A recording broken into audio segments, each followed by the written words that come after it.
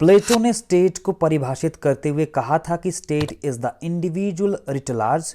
वहीं एरिस्टोटल कहते हैं कि state is the family writ large. वहीं हॉब्स ने स्टेट को परिभाषित करते हुए कहा था कि स्टेट इज लाइक लेवाइथान। वहीं कार्ल मार्क्स स्टेट के बारे में कहते हैं कि state is the executive committee of the ruling class. Hi, मैं हूं अजय और आप देख रहे हैं सार सक्सेस। ये है कंपैरेटिव पॉलिटिक्स के क्रैश कोर्स की 5th वीडियो और आज के इस लेक्चर में हम बात करेंगे स्टेट की। तो ये वीडियो आपके लिए बहुत ही इंपॉर्टेंट होने वाली है क्योंकि इसमें हम डिटेल में और आसान भाषा में स्टेट को समझेंगे। स्टेट की उत्पत्ति कैसे हुई, स्टेट क्या है और स्टेट की डिफरेंट थ्योरीज क्या है, इन सभी के बारे में हम डिटेल में इस लेक्चर में पढ़ेंगे। और साथ में अगर आपने अभी तक कंपैरेटिव पॉलिटिक्स के क्रैश कोर्स के ऊपर जो 4 वीडियोस बनाई गई है, अगर आपने वो सभी नहीं देखी है तो वो भी आप देख लें। अब हम सबसे पहले ये समझ लेते हैं कि राज्य क्या होता है, अर्थात स्टेट की उत्पत्ति कैसे हुई है। तो जब हम बात करते हैं स्टेट की, तो ये अंग्रेजी भाषा के जो शब्द स्टेट है, इसकी उत्पत्ति लातिनी भाषा के शब्द स्टेटस से हुई है, जिसका अभिप्राय होता है दूसरों के समकक्ष उच्च स्तर, यानी कि जो दूसरी चीज़ें हैं उनसे श्रेष्ठ होना ही स्टेटस कहलाता है। आपने सुना भी होगा कि समाज में या फिर आपके आसपास जो लोग रिच होते हैं, जो लोग श्रेष्ठ होते हैं, उनको ये कहा जाता है कि इनका स्टेटस बहुत अच्छा है। तो इस तरह से हम कह सकते हैं कि स्टेट उस संगठन का नाम है जो अन्य संगठनों से ऊंचा है या फिर श्रेष्ठ है। और अगर हम शब्द की उत्पत्ति की बात करें तो राज्य शब्द की उत्पत्ति यूनानी भाषा के शब्द पॉलिस से मानी जाती है, जिसका शाब्दिक अर्थ होता है सिटी स्टेट्स या फिर नगर राज्य। क्योंकि यूनानी जो सिविलाइजेशन रही है, यानी कि यूनानी जो सभ्यता रही है, वहाँ पर नगर राज्य हुआ करते थे, यानी कि छोटे छोटे नगर राज्य हुआ करते थे। और वहाँ पे नगर राज्य ही एक ऐसी संस्था थी जो कि राजनीतिक क्षेत्र में महत्वपूर्ण भूमिका निभाती थी। और एरिस्टोटल ने राज्य को परिभाषित करते हुए कहा भी है कि राज्य एक परिवारों और ग्रामों का एक ऐसा समूह है जिसका उद्देश्य पूर्ण एवं आत्मनिर्भर जीवन की प्राप्ति है, जिससे हमारा अभिप्राय है सुखी एवं सम्मानपूर्ण जीवन। वहीं लुई 14वां ने कहा था कि मैं ही राज्य हूँ। वहीं दूसरी तरफ जीन बोदिन कहते हैं कि राज्य संपत्ति सहित परिवारों का संघ है जो एक सर्वश्रेष्ठ सत्ता तथा विवेक द्वारा शासित हो। वुडरो विल्सन ने राज्य को परिभाषित करते हुए कहा था कि एक निश्चित भूभाग पर कानून के लिए रहने वाले संगठित लोगों का नाम ही राज्य है। गार्नर और गेटल के अनुसार राज्य के 4 तत्व हैं, अर्थात 4 एलिमेंट्स हैं, जिनमें पहला आता है पॉपुलेशन यानी कि जनसंख्या, दूसरा आता है गवर्नमेंट यानी कि सरकार, और तीसरा आता है फिक्स्ड टेरिटरी यानी कि निश्चित भूभाग, और चौथा आता है जो कि सबसे इम्पोर्टेंट माना जाता है सॉवरेनिटी, जिसको हम हिंदी में कहते हैं प्रभुसत्ता। 1933 को rights and duties of the state के ऊपर मॉन्टेविडियो कन्वेंशन हुई थी, जिसके आर्टिकल 1 में राज्य की 4 इंपॉर्टेंट फीचर्स की बात की गई थी, जिनमें पहली आती है अ डिफाइंड टेरिटरी, दूसरी आती है अ परमानेंट पॉपुलेशन, तीसरी आती है अ इफेक्टिव गवर्नमेंट, और चौथी आती है the capacity to enter into relations with other states. यानी कि अगर हम इन 4 विशेषताओं को ध्यान से देखें तो हमें यही मालूम पड़ता है कि जो गेटल एंड गार्नर ने राज्य की 4 इंपॉर्टेंट विशेषताएं या फिर एलिमेंट बताए थे, उनसे मिलती जुलती है। इसके साथ साथ हमें एक बात नोट यह भी करनी है कि प्लेटो ने कहा था कि जो आइडियल स्टेट है उसकी जो आदर्श जनसंख्या होगी वो होगी 5040। वहीं दूसरी तरफ रूसो ने कहा था कि एक आइडियल स्टेट है और जो डेवलप्ड स्टेट है उसकी जो जनसंख्या होगी वो अराउंड 10,000 होगी। तो अब हम ये समझ लेते हैं कि स्टेट की उत्पत्ति कैसे हुई है, अर्थात स्टेट की उत्पत्ति से जुड़ी कौन कौन सी मेजर थ्योरीज है। तो इसमें बेसिकली हम 4 इंपॉर्टेंट मेजर थ्योरीज को डिस्कस करेंगे, जिनमें पहली आती है the divine theory of origin of the state, दूसरी आती है the force theory of origin of the state, तीसरी आती है the social contract theory of origin of the state, and fourth आती है historical and evolutionary theory of origin of the state. State के origin की सबसे पहली इंपॉर्टेंट थ्योरी आती है डिवाइन थ्योरी। तो जब हम बात करते हैं डिवाइन थ्योरी की तो सबसे पहले हमें यह समझना होता है कि राज्य की उत्पत्ति संबंधी सबसे ओल्डेस्ट थ्योरी मानी जाती है, जो कि both Indian and European tradition में पाई जाती है। और इसकी कोर आर्ग्यूमेंट ये रही है कि जो स्टेट है वह क्रिएशन है गॉड की, यानी कि राज्य की जो स्थापना है या उत्पत्ति है वो डिवाइन पावर से ही हुई है। और इसके कुछ इंपॉर्टेंट की सपोर्टर्स या फिर की थिंकर्स रहे हैं, जिनमें पहला नाम आता है सर रॉबर्ट फिल्मर, दूसरा नाम आता है मनु और तीसरा नाम आता है जेम्स फर्स्ट। वहीं रॉबर्ट फिल्मर ने अपनी प्रमुख कृति पैट्रियार्का, जो कि 1680 को पब्लिश होती है, उसमें इन्होंने डिवाइन थ्योरी को दिया है। अर्थात इन्होंने ये बताया है कि जो राज्य की उत्पत्ति है वो दैवीय शक्ति से हुई है, यानी कि भगवान की इच्छा से हुई है। और इन्होंने इसमें लिखा है कि Adam was the first king on the earth made by God, यानी कि जो एडम है वो दुनिया के पहले किंग थे जिन्हें कि भगवान के द्वारा बनाया गया था। तो इस तरह से बेसिकली इन्होंने भी इंडियन ट्रेडिशंस की तरह ही मान्यता रखी है, जिनमें ये कहा गया था कि मनु दुनिया का पहला राजा था जिनकी नियुक्ति भगवान ब्रह्मा के द्वारा की गई थी। वहीं दूसरी तरफ राजा मनु ने भी अपनी प्रमुख कृति मनुस्मृति में डिवाइन थ्योरी दी है राज्य की उत्पत्ति संबंधी। और इन्होंने लिखा है कि राज्य की उत्पत्ति से पूर्व आदिकालीन समाज में अराजकता फैली हुई थी, क्योंकि वहां पर कोई राजा नहीं था, वहां पर मत्स्य न्याय का बोलबाला था। ऐसी स्थिति में लोग एक दूसरे के ऊपर अत्याचार करते थे और वहां पर जिसकी लाठी उसकी भैंस, अर्थात माइट इज राइट की अवस्था मौजूद थी। और मनु आगे लिखते हैं कि जब लोगों पर बहुत अत्याचार हुआ तो लोग दुखी होकर भगवान ब्रह्मा के पास गए और उनसे प्रार्थना की कि उनकी अन्याय से रक्षा करें। ऐसी स्थिति में ब्रह्मा ने मनु की उत्पत्ति की और उसे लोगों का रक्षक अथवा राजा बनाया। इसी वजह से मनु को ब्रह्मा का पुत्र माना जाता है। और इसी तरह से इंडियन ट्रेडिशंस के अनुसार या फिर इंडियन फिलॉसफी के अनुसार राज्य की उत्पत्ति होती है, जो कि राजा मनु खुद मनुस्मृति में लिखते हैं। जॉर्ज सेबाइन ने अपनी प्रमुख कृति a history of political theory, जो कि 1937 को पब्लिश होती है, इसमें इन्होंने लिखा है कि new monarchies that came into existence after Alexander was predestined to be absolute, in which the king was identical with the state. Later on, the kings have also enrolled among the gods of the big cities, thus the belief in the divinity of the king. तो basically इसमें ये कह रहे हैं कि जो Alexander थे उसके बाद की जो स्थिति है वहाँ पर जो है उसके बाद जो एक गॉड वाला कंसेप्ट है राज्य के साथ वो एमर्ज हो जाता है, और इस तरह से जो स्टेट की या फिर राजा की जो डिविनिटी है उसका एमर्ज हो जाता है, उस पर विश्वास स्थापित हो जाता है। दूसरी तरफ महाभारत के शांति पर्व में भी डिवाइन थ्योरी की बात की गई है राज्य की उत्पत्ति संबंधी। उसमें लिखा गया है कि राज्य से पूर्व की जो अवस्था थी यानी कि स्टेट ऑफ नेचर था उसमें मत्स्य न्याय था।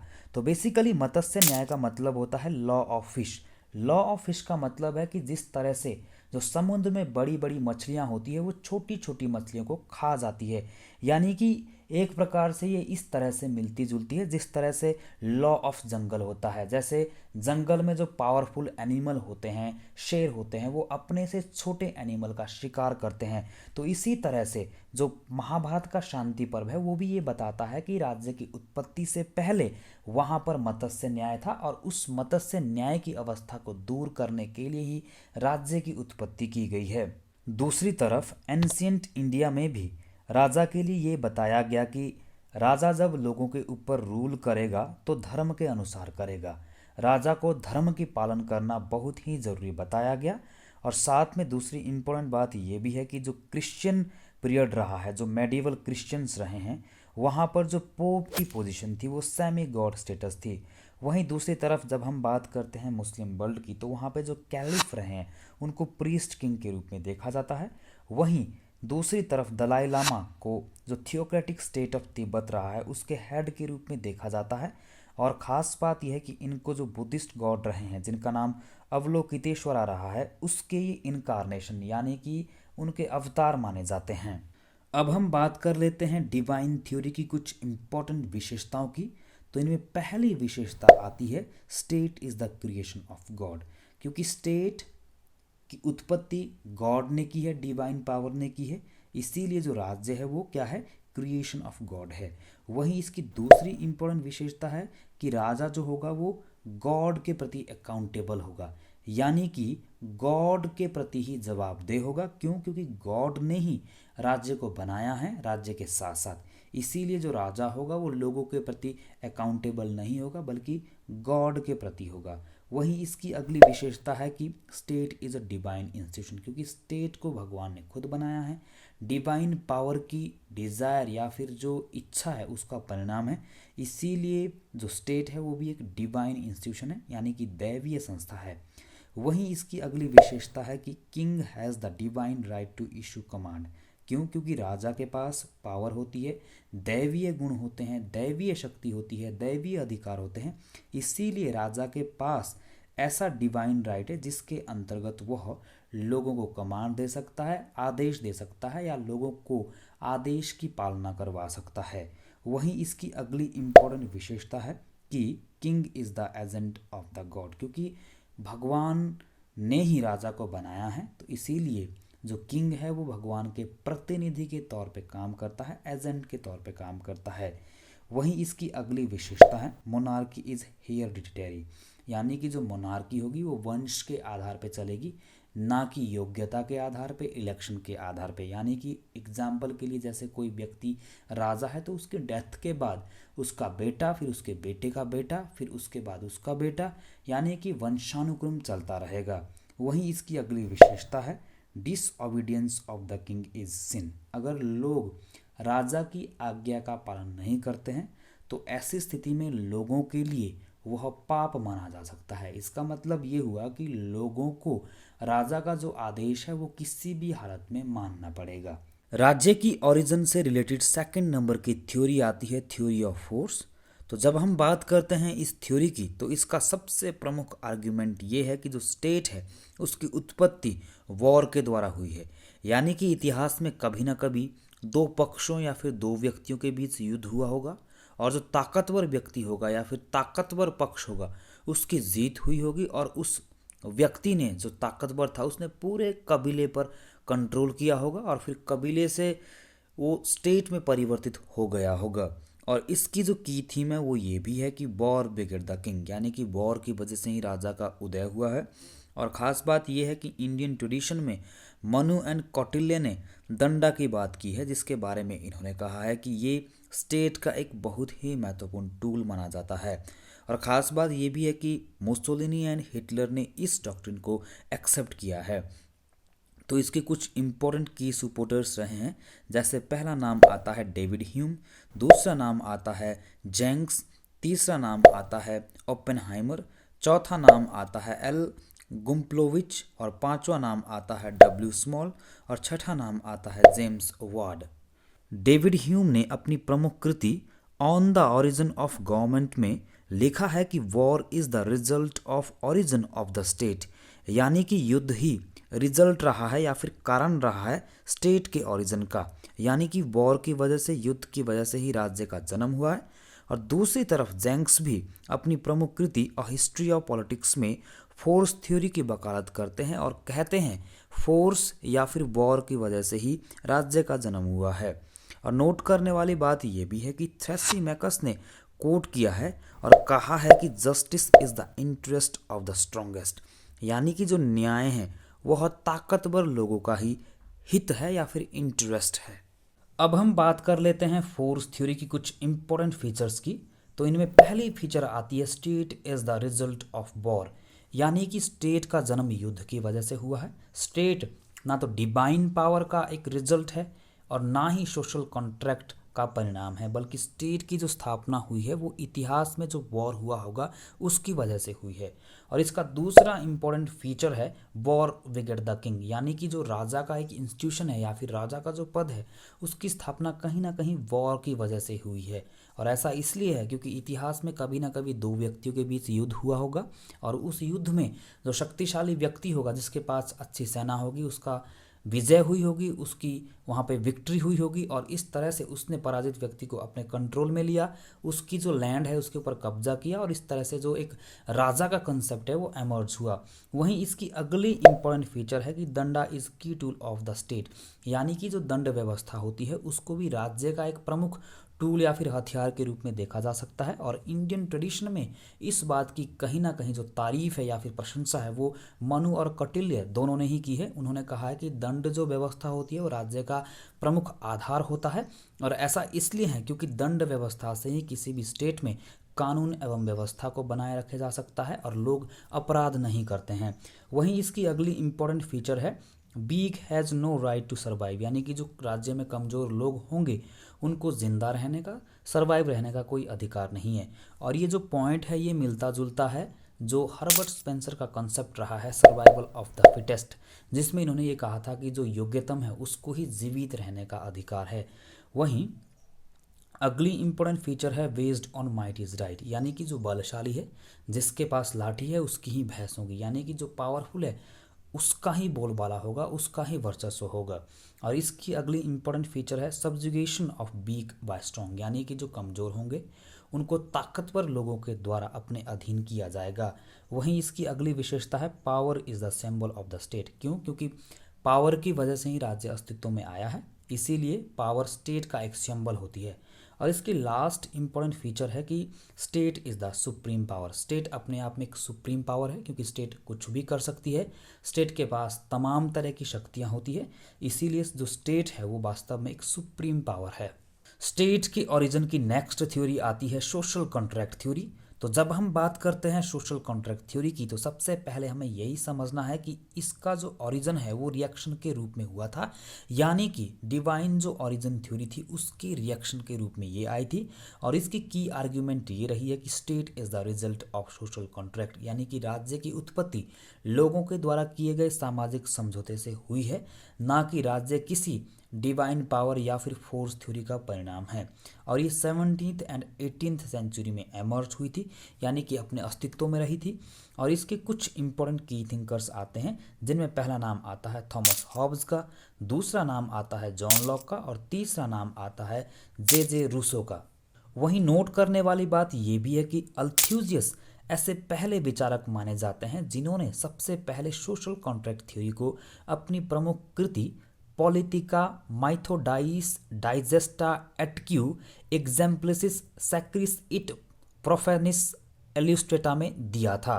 और नोट करने वाली बात यह भी है कि मनु ने भी क्वेसी सोशल कॉन्ट्रैक्ट की बात अपनी मनुस्मृति में की थी, राज्य के ओरिजिन से संबंधित। वहीं महाभारत के शांति पर्व में भी सोशल कॉन्ट्रैक्ट की बात की गई है। कौटिल्य ने अपनी प्रमुख कृति अर्थशास्त्र में स्टेट के ओरिजिन से रिलेटेड सोशल कॉन्ट्रैक्ट थ्योरी को दिया है और इसमें इन्होंने कोट किया है कि राज्य की उत्पत्ति मत्स्य न्याय की समाप्ति के लिए हुई है और राज्य का आधार समझौता है।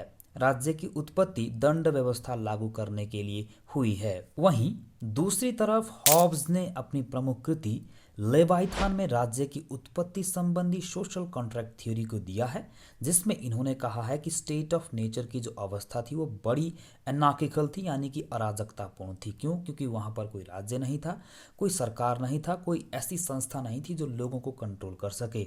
तो इस प्रकार से जो स्टेट ऑफ नेचर है वहाँ पर मैन एक उसकी जो लाइफ है वो सॉलिटरी थी, पुअर थी, नास्टी थी, ब्रिटिश थी और शॉर्ट थी। और ख़ास बात यह कि स्टेट ऑफ जो नेचर था वहाँ पर माइट इज़ राइट की अवस्था थी, वहाँ पर किसी भी तरह का पॉलिटिकल ऑर्डर नहीं था, लॉ नहीं था, इसीलिए सभी लोगों को एक अनलिमिटेड नेचुरल फ्रीडम थी जिसके अंतर्गत वे कुछ भी कर सकते थे, किसी को मार सकते थे, किसी को पीट सकते थे, दूसरे का बुरा कर सकते थे।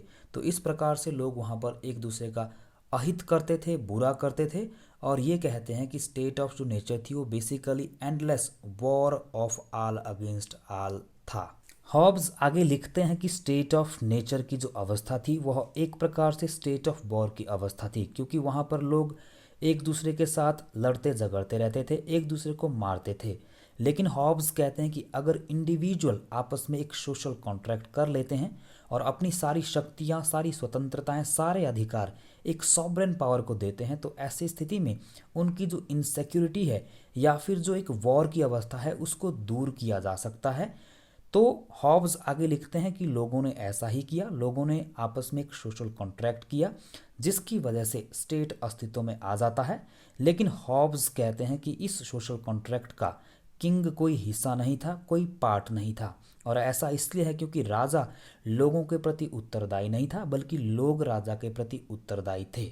हॉब्स ने ये कहा था कि लोगों को सोशल कॉन्ट्रैक्ट करने से पहले दो प्रकार की चॉइसेस थी।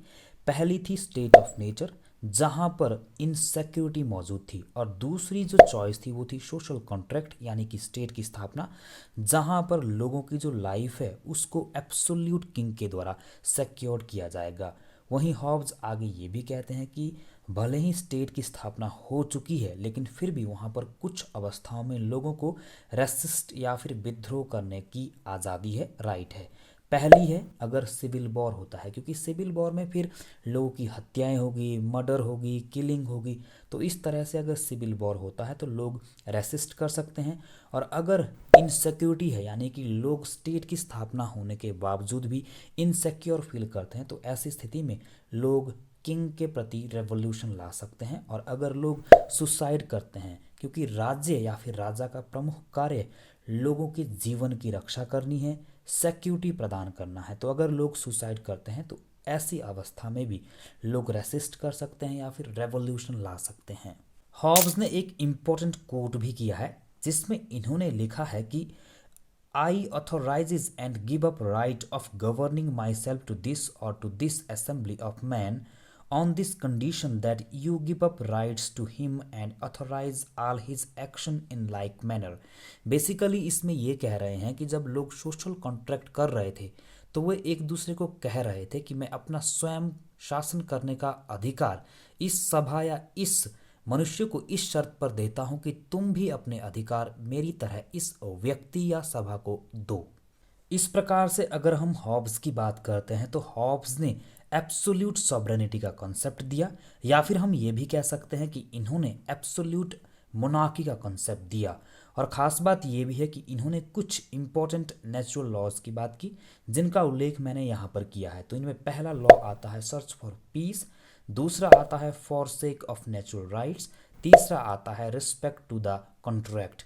वहीं नोट करने वाली बात यह भी है कि हॉब्स ने इन सभी नेचुरल लॉज को कहा लॉ ऑफ प्रूडेंस। वहीं दूसरी तरफ जॉन लॉक ने अपनी प्रमुख कृति टू ट्रीटाइज ऑफ गवर्नमेंट, जिसका सेकंड एडिशन 1690 को पब्लिश होता है, उसमें इन्होंने सोशल कॉन्ट्रैक्ट को दिया था। और इनके विचार हॉब्स से बिल्कुल उलट थे, क्योंकि इनका मानना था कि जो स्टेट ऑफ नेचर में मैन है वो हैप्पीनेस थे, उनके पास शांति थी, वे शांति प्रिय नेचर वाले थे, वे एक और से सोशल एंड रैशनल बीइंग थे। और ख़ास बात यह है कि लॉक ने नेचुरल राइट्स की बात की। इन्होंने 3 प्रकार के नेचुरल राइट्स की बात की, जिनमें पहला आता है राइट टू लाइफ, दूसरा आता है राइट टू लिबर्टी और तीसरा आता है राइट टू प्रॉपर्टी। वहीं नोट करने वाली बात ये भी है कि लॉक के अनुसार स्टेट ऑफ नेचर एक प्रकार से पीसफुल था, कोऑपरेटिव था, क्योंकि लोग शांतिप्रिय ढंग से रहते थे, एक दूसरे को सहयोग करते थे। और लॉक आगे लिखते हैं कि इस प्रकार से जो लोग हैं स्टेट ऑफ नेचर में वे इक्वल नेचुरल राइट्स को एंजॉय कर रहे थे। परंतु लॉक कहते हैं कि उस समय भी लोगों के पास 3 प्रकार की डिफ़िकल्टीज थी स्टेट ऑफ नेचर में, जिसकी वजह से लोगों ने सोशल कॉन्ट्रैक्ट किया, जिसमें पहली आती है लैक ऑफ लेजिस्लेटिव, दूसरी आती है लैक ऑफ जुडिशियरी और तीसरी आती है lack of executive. Basically Locke ये कहते हैं कि वहाँ पर छोटे मोटे कानून थे और उन कानूनों का लोग अपने ही मतलब के लिए या फिर अपने ही फ़ायदे के लिए उनका मीनिंग निकालते थे, क्योंकि वहाँ पर कोई लेजिस्लेटिव नहीं थी जो कानूनों को बना सके, कोई जुडिशियरी नहीं थी जो उनको अच्छे ढंग से व्याख्यात कर सके, और कोई एग्जीक्यूटिव भी नहीं थी जो अच्छे से उनको इम्प्लीमेंट कर सके। इसी वजह से लोगों को सोशल कॉन्ट्रैक्ट करना पड़ा। लॉक आगे लिखते हैं कि लोगों ने आपस में 2 प्रकार के समझौते किए, जिनमें पहला आता है सोशल कॉन्ट्रैक्ट। सोशल कॉन्ट्रैक्ट के द्वारा लोगों ने सिविल सोसाइटी की स्थापना की, यानी कि जैसे ही लोगों ने सोशल कॉन्ट्रैक्ट किया तो उसकी वजह से सिविल सोसाइटी का ओरिजिन हो जाता है।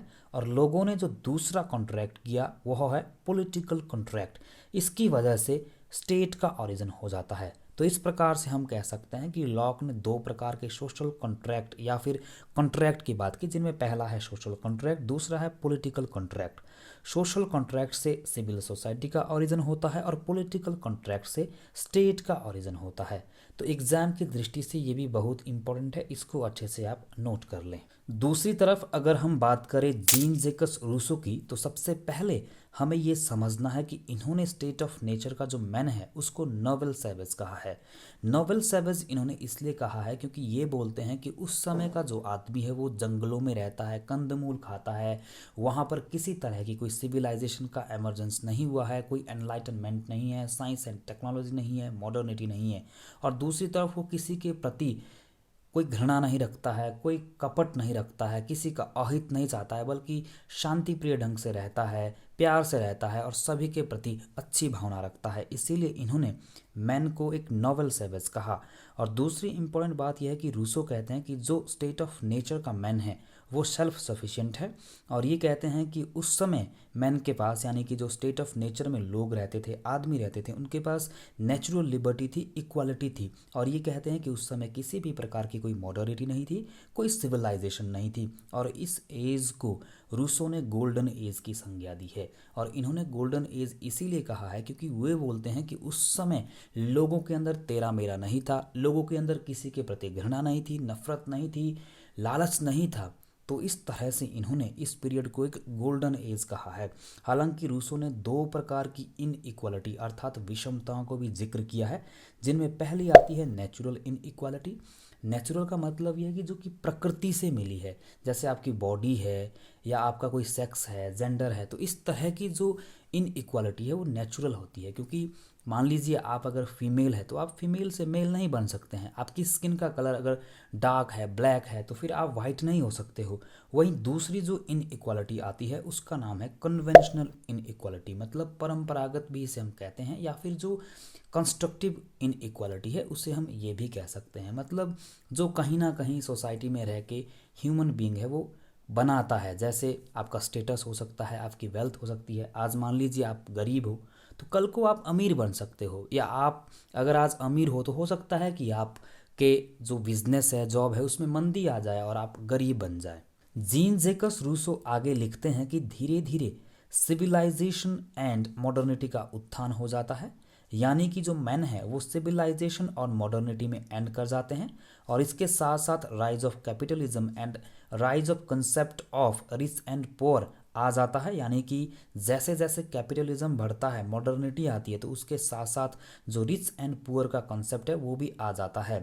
तो इस तरह से रूसो आगे लिखते हैं कि due to modernity, civilisation and rise of art and culture and science and technology, इसकी वजह से जो ह्यूमन बीइंग है, यानी कि उस समय का जो मैन है, उसने अपनी जो हैप्पीनेस है या फिर पीस है उसको खो दिया, और जो उस समय की गोल्डन एज थी उसको भी लॉस्ट कर दिया। और रूसो बात करते हैं पॉपुलर सॉवरेनिटी की, जो कि रिप्रेजेंट करती है जनरल बिल को। पॉपुलर सॉवरेनिटी क्यों है? क्योंकि उनकी जो वास्तव में शक्तियां हैं वो पॉपुलर सॉवरेनिटी के पास है, जो कि जनरल बिल यानी कि जो कॉमन पीपल की जो बिल होती है उसको रिप्रेजेंट करती है। रूसो ने फेमसली एक कोट दिया है जिसमें इन्होंने लिखा है कि वह पहला व्यक्ति समाज का वास्तविक जन्मदाता था जिसने एक भूभाग को घेर कर यह कहा कि यह मेरी भूमि है, और जिसे उसके उस कथन के प्रति विश्वास करने वाले सरल व्यक्ति मिल गए। अब हम बात कर लेते हैं सोशल कॉन्ट्रैक्ट थ्योरी की कुछ इंपॉर्टेंट फीचर्स की। तो इनमें पहली फीचर आती है state is not created by the God. तो बेसिकली जितने भी सोशल कॉन्ट्रैक्ट थ्योरिस्ट रहे हैं उन्होंने यही कहा है कि स्टेट की स्थापना गॉड के द्वारा नहीं की गई है। तो इसकी दूसरी इंपॉर्टेंट विशेषता आती है कि स्टेट की जो स्थापना है वो लोगों के द्वारा यानी कि सोशल कॉन्ट्रैक्ट के द्वारा की गई है। वहीं इसकी अगली इंपॉर्टेंट विशेषता है division of history. Social contract theorist जितने भी रहे हैं उन्होंने हिस्ट्री को दो भागों में बांटा है, एक प्री स्टेट और दूसरा पोस्ट स्टेट। प्री स्टेट का मतलब है कि जब राज्य की स्थापना नहीं हुई थी, जहां पर लोग स्टेट ऑफ नेचर में रहते थे, पीसफुल तरीके से रहते थे, या फिर हॉब्स के अनुसार लोग एक दूसरे को मारते थे। वहीं दूसरा है पोस्ट स्टेट। पोस्ट स्टेट का मतलब ये है कि जब राज्य की स्थापना होती है, सरकार की स्थापना होती है, मोनार्की की स्थापना होती है। वहीं सोशल कॉन्ट्रैक्ट थ्योरी की अगली विशेषता है humans governed by law of nature. जैसे कि Hobbes and Locke, even Rousseau ने भी ये बात की है कि सोशल कॉन्ट्रैक्ट जब हुआ था उससे पहले यानी कि स्टेट ऑफ नेचर में कुछ ऐसे नेचुरल लॉ थे जिसके द्वारा ही शासन चलाया जाता था, यानी कि लोग अपना जीवन यापन करते थे स्टेट ऑफ नेचर में। वहीं इसकी अगली इंपॉर्टेंट विशेषता है state of nature was inconvenient and anarchical. बिल्कुल सही बात है कि जब स्टेट ऑफ नेचर था वहाँ की जो अवस्थाएं हैं या परिस्थितियां हैं बिल्कुल असुविधाजनक थी, अराजकतापूर्ण थी, और उसी अराजकता को, उसी असुविधा को दूर करने के लिए लोगों ने सोशल कॉन्ट्रैक्ट किया, स्टेट की स्थापना की। वहीं इसकी अगली इंपॉर्टेंट विशेषता है rise of civil society along with state. तो ये बेसिकली जो लॉक है उनकी ये मान्यता रही है, क्योंकि उन्होंने ही ये बोला है कि लोगों ने जब कॉन्ट्रैक्ट किया तो एक नहीं बल्कि दो दो कॉन्ट्रैक्ट किए। एक सोशल कॉन्ट्रैक्ट जिससे सिविल सोसाइटी की स्थापना होती है, दूसरा पॉलिटिकल कॉन्ट्रैक्ट जिसकी वजह से एक स्टेट की स्थापना होती है। वहीं इसकी अगली इंपॉर्टेंट विशेषता रही है criticism of force and divine theory. इसने कहा है कि राज्य की उत्पत्ति किसी शक्ति के द्वारा नहीं हुई है, ना ही डिवाइन के द्वारा यानी कि भगवान के द्वारा की गई है, बल्कि ये लोगों के द्वारा की गई है। जब लोगों को लगा कि स्टेट ऑफ नेचर में उनका रहना बहुत मुश्किल हो गया है, वहाँ पर एनार्की हो गई है, तो उस चीज़ से छुटकारा पाने के लिए लोगों ने आपस में एक समझौता किया और उसी समझौते के स्वरूप राज्य की उत्पत्ति हुई है। स्टेट के ओरिजिन की सबसे इम्पोर्टेंट थ्योरी मानी जाती है इवोल्यूशनरी थ्योरी। तो जब हम बात करते हैं इवोल्यूशनरी थ्योरी की तो सबसे पहले हमें यही जानना होता है कि इसको सबसे रियलिस्टिक एंड रीजनेबल थ्योरी मानी जाती है स्टेट के ओरिजिन से संबंधित, और इसका सबसे इम्पोर्टेंट या फिर कोर थीम रहा है कि state is the result of evolution. इसकी बेसिकली यही मान्यता रही है कि स्टेट का धीरे धीरे इवोल्यूशन हुआ है, विकास हुआ है, और सबसे इम्पोर्टेंट बात यह है कि ये हिस्टोरिकल इवोल्यूशन को स्वीकार करती है। और ख़ास बात ये भी है कि जो चार्ल्स डार्विन की इवोल्यूशन थ्योरी रही है उससे काफ़ी इंस्पायर्ड हुई है। और ख़ास बात ये भी है कि जितनी भी ये थ्योरीज रही है पहले वाली, चाहे डिवाइन थ्योरी हो, फोर्स थ्योरी हो या फिर सोशल कॉन्ट्रैक्ट थ्योरी हो, इन सभी को इसने रिजेक्ट किया और ये कहती है कि स्टेट ना तो डिवाइन ऑर्डर का परिणाम है, ना ही स्टेट की स्थापना फोर्स के द्वारा की गई है, और ना ही स्टेट किसी सोशल कॉन्ट्रैक्ट का परिणाम है, बल्कि स्टेट का धीरे धीरे धीरे धीरे विकास हुआ है। इवोल्यूशनरी थ्योरी के कुछ इंपॉर्टेंट थिंकर्स रहे हैं, जिनमें पहला नाम आता है आर.एम. मैकाइबर का, दूसरा नाम आता है सर हेनरी मेन का, तीसरा नाम आता है वैगहॉट का, चौथा नाम आता है गेटल का, पांचवा नाम आता है गिलक्राइस्ट का, और छठा नाम आता है लिकॉक का। वहीं नोट करने वाली बात यह भी है कि गार्नर ने इवोल्यूशनरी थ्योरी को प्रतिपादित करते हुए कहा था कि राज्य ना तो किसी ईश्वर की रचना है, ना ही किसी उच्च कोटि की शारीरिक सत्ता का परिणाम, और ना ही किसी वास्तविक या समझौते का परिणाम। राज्य कोई यांत्रिक आविष्कार नहीं है, बल्कि यह एक ऐसी संस्था है जिसका विकास क्रमशः स्वाभाविक रूप से ऐतिहासिक आधार पर हुआ है। इवोल्यूशनरी थ्योरी के जितने भी थिंकर्स रहे हैं, इन्होंने राज्य के विकास के कुछ इंपॉर्टेंट की फैक्टर्स को माना है, जिनमें पहला आता है नेचुरल सोशल इंस्टिंक्ट, दूसरा आता है किंगशिप, तीसरा आता है रिलीजन, चौथा आता है फोर्स, पांचवा आता है इकोनॉमिक एक्टिविटीज़, और छठा आता है पॉलिटिकल कॉन्शियसनेस। तो जितने भी ये थिंकर्स रहे हैं इवोल्यूशन थ्योरी के, इन्होंने यही कहा है कि राज्य का जो आज विकास हुआ है, यानी कि जिस राज्य को हम आज जानते हैं, उनका इन 6 तत्वों से या फिर 6 जो फैक्टर्स है उनकी वजह से ही स्टेट का विकास हुआ है। अब हम बात कर लेते हैं इवोल्यूशन थ्योरी की कुछ इंपॉर्टेंट फीचर्स की। तो इनमें पहली फीचर आती है state is the result of historical evolution. तो जितने भी इवोल्यूशन थ्योरी के थ्योरिस्ट रहे हैं उनकी यही मान्यता रही है कि स्टेट एक रिजल्ट है, जो भी ऐतिहासिक विकास हुआ है यानी कि हिस्टोरिकल इवोल्यूशन हुआ है, उसी की वजह से स्टेट का जन्म हुआ है, धीरे धीरे विकास हुआ है। वहीं इसकी दूसरी मान्यता है कि सपोर्ट टू द हिस्ट्री। जितने भी इवोल्यूशन थ्योरी के थ्योरिस्ट रहे हैं उन्होंने हिस्ट्री को सपोर्ट किया है, क्योंकि हिस्ट्री में जितना भी इवोल्यूशन हुआ है उसी की वजह से स्टेट की स्थापना हुई है, उत्पत्ति हुई है। वहीं इसकी अगली विशेषता है state is an institution of natural growth.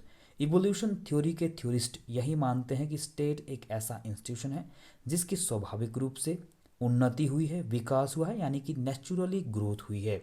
वहीं इसकी अगली इंपॉर्टेंट फीचर है कि criticism of divine force and social contract. जितनी भी अर्लियर स्टेट के ओरिजिन से जुड़ी थ्योरीज रही है, चाहे डिवाइन थ्योरी हो, फोर्स थ्योरी हो, सोशल कॉन्ट्रैक्ट थ्योरी हो, इन सभी थ्योरीज की इवोल्यूशन थ्योरी के थ्योरिस्ट के द्वारा आलोचना की जाती है। वहीं इसकी अगली इंपॉर्टेंट फीचर है realistic and reasonable theory. Evolution theory एक ऐसी थ्योरी मानी जाती है जिसको सबसे अधिक प्रामाणिक और तार्किक थ्योरी मानी जाती है, जिसको सही रूप से मैक्सिमम जितने भी विद्वान रहे हैं उसको सही मानते हैं। वहीं अगली इंपॉर्टेंट फीचर मानी जा सकती है किंगशिप, रिलीजियन, कैपिटल आर की फैक्टर्स। इवोल्यूशन थ्योरी के जितने भी थ्योरिस्ट रहे हैं उनकी यही मान्यता रही है कि किंगशिप, रिलीजन एंड कैपिटल ये ऐसे फैक्टर्स रहे हैं जिनकी वजह से धीरे धीरे राज्य का विकास हुआ है।